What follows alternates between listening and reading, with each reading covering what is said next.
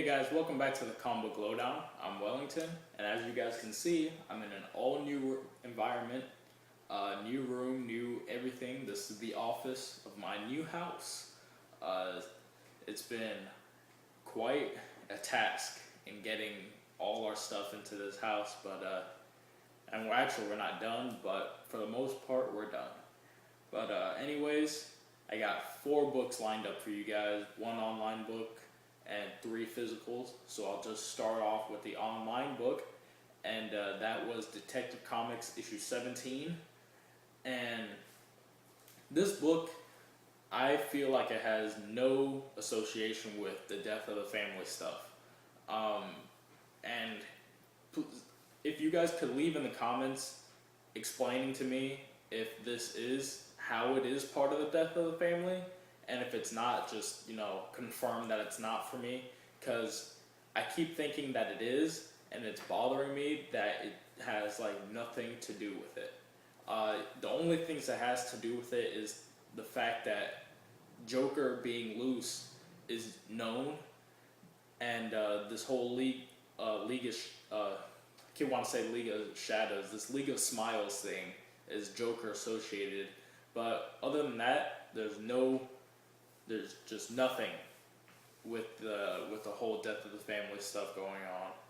And I think it just served as a purpose for Penguin getting into the death of the family. But anyways, this issue alone, it was pretty good. It kind of is just a 2-issue story arc, pretty much. After we get Penguin into Death of the Family, and we get this Ogilvy, Mr. Ogilvy, as Emperor Penguin. After that, it just goes back to being Detective Comics. So, and I recommend this book. It was fun to read. It wasn't amazing, but it was fun. It was something fresh because we're not dealing with characters that are usually in the Batman mythos.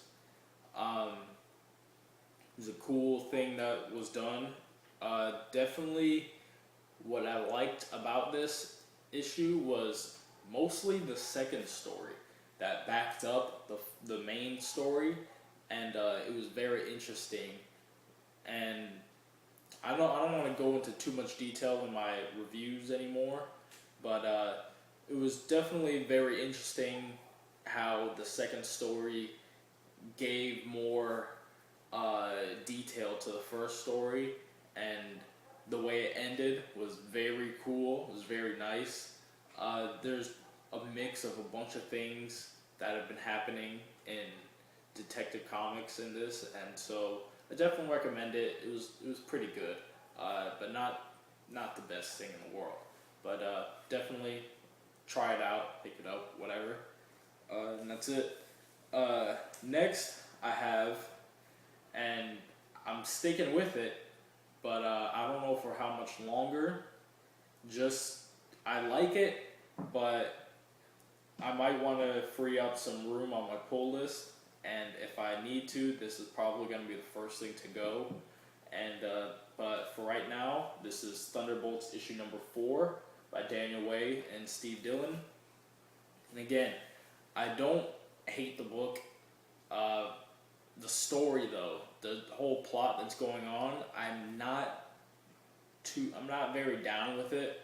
It's just kind of there as a platform for just cool character, combos like Deadpool and Punisher, just cool character interactions that you don't see normally, like Venom and Elektra, or Punisher and Red Hulk, or Deadpool and Punisher, Punisher and Venom, all that kind of stuff.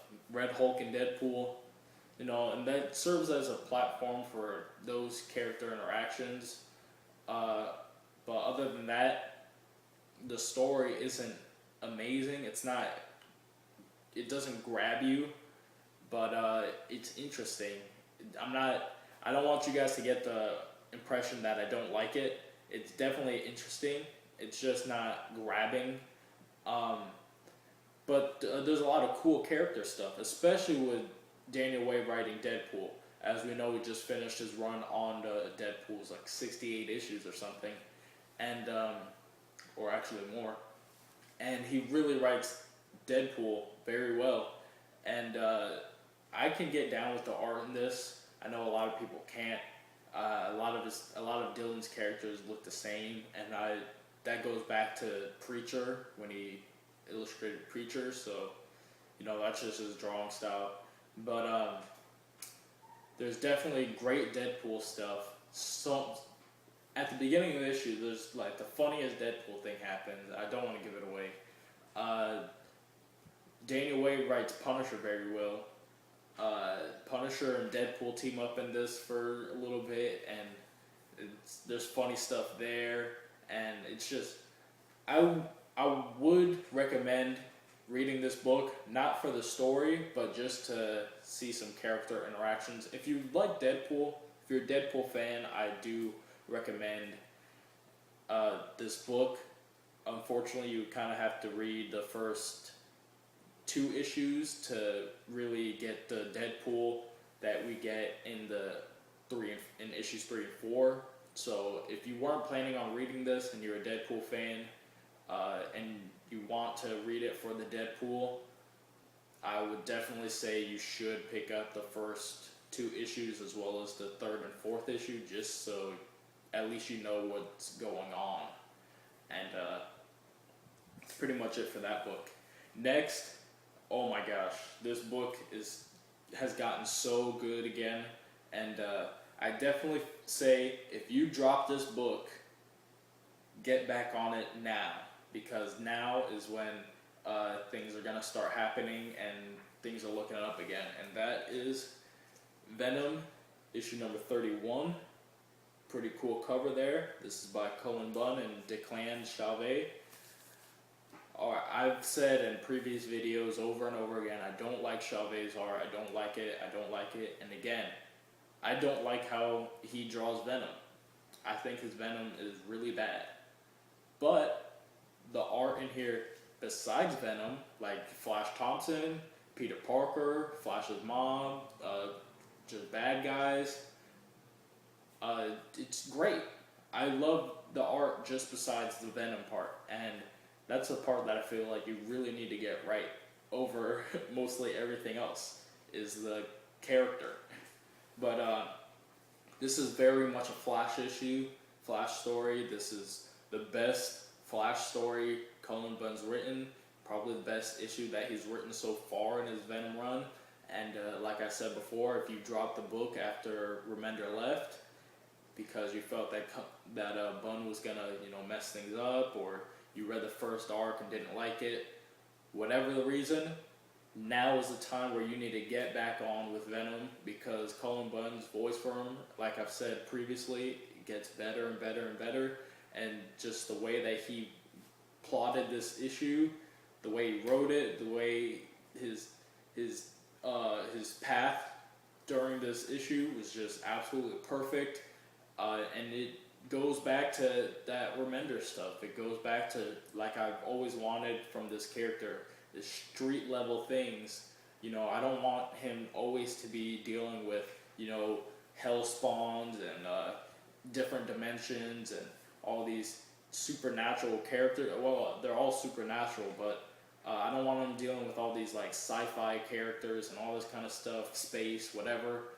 I want him to be street level like he was through pretty much all of the Remender run, and that's where Bunn is finally bringing back this character, is to a street level, and that's all I've wanted from this character. And we get it in this issue. This is definitely a good issue to start up on, but I would definitely recommend, if you want to get back into Venom, or if you want to start on Venom from where we're at now, start with issue number 30 and pick issue number 31 up with it, and you'll be good to go. And finally, I have another great issue of this. Bendis and Mac doing a great job, and you already know what it is.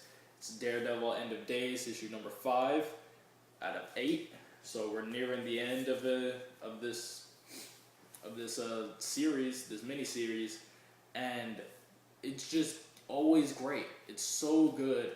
Bendis has, of course, an amazing voice for Ben Urich, amazing voice for all the characters in the Daredevil universe, and there's just so much stuff. The Punisher is awesome in this. We make so much headway with the whole plan and what Daredevil was doing in the time, or Matt Murdock was doing in the time that he wasn't in New York, and the Punisher gives us all this information while he's in jail. Then something happens, and it's a big news thing, and all of a sudden there's just so many things that happen in this issue that I want to say it's my favorite issue, but I've said that with almost all the issues, and so I can't pick again. So you can see by how excited I am that Bendis just did an amazing job at writing this book. I have no complaints. Even the first page by Mac, the first page of this is absolutely just an amazing page. It's super detailed, super well drawn. We get characters like Punisher, of course, Melvin, the Gladiator, Melvin Porter. We don't get Foggy Nelson, but we get his mention. We get a little bit of Peter Parker in this, and and the way that this issue ends is absolutely mind-numbing.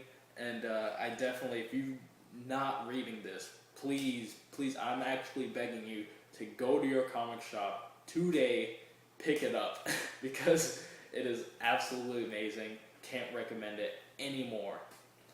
But that about does it for my video.